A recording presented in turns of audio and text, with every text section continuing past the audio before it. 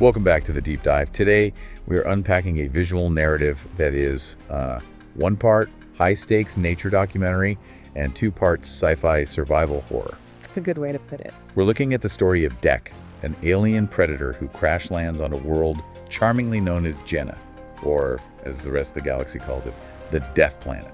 So let's set the stage. Before we get to the razor grass and the death monsters, we have to start on a planet called Yaya Prime. He's referred to as a runt. Now, on Earth, being the runt of the litter might mean you get extra cuddles. In Yaya culture, it means you shouldn't exist. That's harsh. We see this immediately in a sparring session with his brother, Quay. Quay is the physical ideal of their species. Massive, skilled, terrifying. The visual description here is really intense. They're sparring in this cave, and Quay is just dismantling Dek. He's throwing him around like a rag doll. He is. But I noticed something interesting in their dialogue. Quay isn't just bullying him, is he? That's a key nuance. Quay is physically dominating him, yes. But while he's doing it, he's coaching him. He's telling Dek to use his surroundings to stop trying to match strength for strength. It's tough love? It's tough love, sure, but it is love. Quay is trying to give his little brother the tactical tools to survive in a society that actively wants him dead. Which brings us to the father of the year, Jar. Ugh, Jar. So he's the clan leader and Dek's father, and he is the embodiment of that toxic rigidity we mentioned. He watches this sparring match, and he doesn't see a brother helping a brother. No, he sees a stain on his honor. Exactly. He actually orders Quay to kill Dek right there in the training ring because he exists. To Jar, Dek's weakness is an infection. And instead of complying, Quay flips the script. He shoves Dek into an escape pod.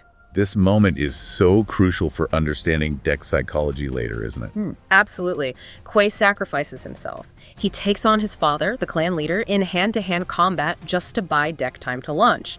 Quay losing an arm and eventually his life just to get that pod door closed. That is heavy. So Dek launches, but the trauma is fresh. He literally watches his brother die for him. And to make matters worse, his escape pod takes damage from the debris of the fight. Of course it does. He's bleeding, he's alone, his tech is failing, and he's hurtling toward the most dangerous planet in the sector. He crash lands on Jenna. And his motivation has shifted. He's not just running away anymore. Well, he wants to prove his father wrong. He sets his sights on the ultimate trophy, the Callisk. The Callisk, the legendary unkillable monster of this planet. So Dek is basically saying, I'm going to go to hell, kill the devil, and bring its head back to show you I'm worthy. Which is a bold plan, considering where he just landed. We really need to spend some time on the ecology of Jenna. Yeah, we do. Because Death Planet isn't just a nickname, it's an accurate biological classification. And what struck me is that the plants are more aggressive than the animals on most worlds. Oh, way more. They grab Dek immediately after the crash, dragging him, trying to strangle him. It's like the planet has an immune system, and Dek is the virus. That's a great way of putting it. The acid worms. The biological grenades. These are small worms found on leaves. If you disturb them too roughly, or if they impact something, those spheres rupture and explode with corrosive acid. The exploding flora. The red plants, this is a fascinating evolutionary trait. If they sense vibration or impact, they hiss, release this red smoke, And then what? and then shoot paralyzing needles. But here is the kicker. The animals have co-evolved with this nightmare. That's the key. The Jenna vulture is a bird that has learned to use the plants. It picks up rocks and drops them on the exploding flora to trigger the needles near its prey. That's tool use. That's intelligence. Exactly. He stumbles across something that definitely doesn't belong in the jungle. A synthetic. Yep. He finds a nest, a massive vulture nest, and trapped inside is Thea. Right, the android. Yeah. This part confused me a bit. We have a predator who hates technology and relies on instinct, teaming up with a robot. A broken robot. Thea is a synthetic from Earth deployed by a corporation to research the Kaisk.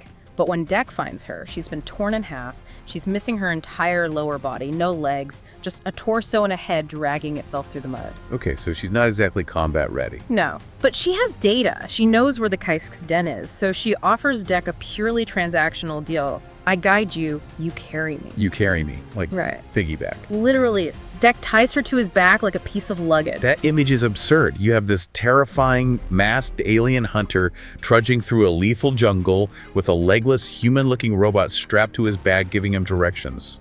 It is absurd, but it's also brilliant storytelling. It forces physical intimacy and cooperation on a character who has been brainwashed to believe that reliance on others is weakness. He physically cannot navigate this world without her, and she can't move without him. They become a single, symbiotic unit. Like a buddy cop movie from hell. Precisely. And the group expands. We have to introduce the third member of this dysfunctional family, Bud. Bud. Great name for an alien sidekick. Dek gets into a scrap with this small, spitting creature. He beats it, but maybe because he's still reeling from his brother's sacrifice, he spares it. He doesn't kill it. Which is unlike him. It is. Thea, who is the moral compass here, names the creature Bud. She insists that Bud is now clan. Dek is annoyed. The thing keeps spitting on him, but Thea is adamant. And notice the dynamic shift. Dek starts protecting them. He carries Thea on his back because she can't walk. He checks on Bud. Without realizing it, he is becoming the alpha that Thea described. He's building a pack. But every family drama needs a villain. And we get a mirror image of Thea. We meet Tessa. She is an identical model to Thea, but her software is different. If Thea represents adaptation and empathy, what the corporation calls sensitivity, Tessa's the opposite. Tessa represents rigid obedience and cold logic. She's there to capture the Kalisk for the company, and she views Dek as nothing more than a lab rat. But where Thea is empathetic and curious, Tessa is cold, corporate, and ruthless. She views feelings as a glitch. She's leading a heavily armed robot squad to capture the Kaisk and wipe out any witnesses. So she's basically the corporate version of Dek's dad, efficiency over everything. Exactly. So the board is set. You have the pack, a runt predator, a half robot, and a spitting pet, versus the system, Tessa, and her high-tech army. And they all collide at the Kaisk's den. And this isn't a quick skirmish. Dek actually fights the Kaisk. He does. And remember, this is the monster that scares his nightmares. Dek holds his own. He manages to cut its tongue. He splits its throat. He proves physically that he isn't weak. But it doesn't matter. No. The Kaisk regenerates. The wounds close up in seconds. It's a force of nature. And in the middle of this chaos, Tessa's team drops in. They overwhelm everyone. They capture the Kaisk and they capture Dek. So much for the hero proving himself. He's in chains. This leads to the interrogation scene, which is really just a clash of ideologies. Tessa has them bound. She mocks Thea for getting attached to biologicals. She calls Dek property and tells Thea she is weak, just like him. There's that word again. Weak. It's the weapon everyone uses against them. But Thea flips it. She proves that her weakness, her empathy, her ability to understand others is a tactical weapon. But this capture leads to one of the smartest escape sequences in the story. Dek is stripped of his weapons, he's tied up, but he uses Tessa's arrogance against her. He asks Thea to help him unlock a device, pretending it's a map to the Kalisk. A guard leans in to look. Greedily, and Dek triggers it. It wasn't a map, It was a shaped charge. The guard loses his head, literally. In the chaos, Dek breaks free and jumps into a waterfall. And this escape sequence. Reading the notes, this sounds like Dek finally finding his own style. He doesn't just grab a gun and start shooting. No, that would be Quay's style. That would be Jure's style. Dek becomes a survivalist. He remembers everything about the planet that tried to kill him earlier. He gathers the razor grass. He harvests venom sacs from the leaves. He finds these electric eels in the swamp water. He's MacGyvering a loadout from the jungle itself. He adapts. And as he's preparing for the counterattack, he makes a discovery about Bud, the little spitting sidekick. Oh, right, the reveal. I genuinely didn't see this coming in the notes. Dek realizes that Bud isn't just some random swamp rat. It's a baby Kaisk. The thing he vowed to hunt. The ultimate monster. He's been carrying his baby around. The creature he was supposed to kill to prove his manhood, he has been protecting. It's the ultimate rejection of his father's vow. He realizes he isn't a hunter of monsters.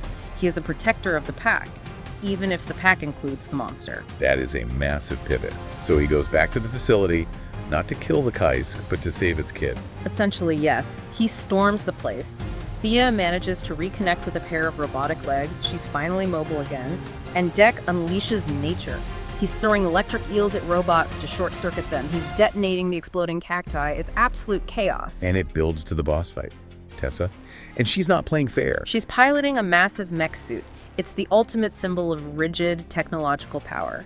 Dek is armed with sticks, stones, and eels. It's nature versus machine. And nature wins. With a little help. Oh. Dek uses the tree tentacles, the ones that grabbed him earlier, to bind the mech's arms, and then he plays his ace. He frees the adult Kaisk. The enemy of my enemy is my friend. The Kaisk tears into the mech, it rips the cockpit open, and, well, it eats Tessa. Brutal. The Kalisk actually swallows Tessa whole. She gets eaten, and you think, okay, problem solved. But no. Not even close. Tessa is relentless. She detonates an ice grenade inside the monster's stomach. That is visceral. It explodes the beast from the inside out. Tessa emerges from the gore, damaged, sparking, but still coming for Deck. She's like a Terminator. She just won't stop. But she's distracted. She is. And that's when Deck ends it. He doesn't use a laser. He sneaks up behind her and stabs her with a primitive blade he crafted. Teamwork makes the dream work. But the movie isn't over.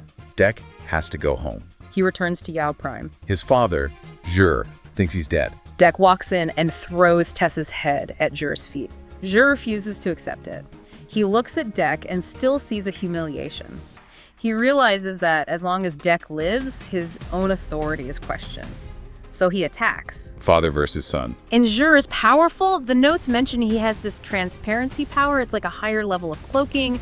He's shifting in and out of visibility, striking from everywhere. He's fighting for his pack. He manages to counterattack and tear off Jur's hand. A deliberate mirror of what Jur did to Kuei. But Jur is relentless. He's about to deliver the killing blow. And then, the assist. Bud shows up. He bites Jur's head off. Wow, okay. Game over. It's poetic justice. The thing Jur feared most, the Kaisk, is the thing that kills him. So Deck is the last one standing. He puts on the clan leader's cloak. But the visual is striking. He stands there in the leader's cloak, flanked by Thea, an android, and Bud, a monster. He has redefined the clan. It's no longer about genetic purity or brute strength. It's a family built on loyalty. And just when you think, okay, happy ending, roll credits, there was one final twist. A Matha ship enters the atmosphere. Deck looks up. He expects another challenger, but he reveals it is his mother. Okay, that is such a cliffhanger. We just spent 2 hours dealing with the worst dad in the galaxy, and now mom shows up. It leaves us with a fascinating question. The film spends its entire runtime deconstructing the patriarchy of the Predator world, this rigid, violent, male-dominated structure. So what does the mother represent? Is she worse, or is she different?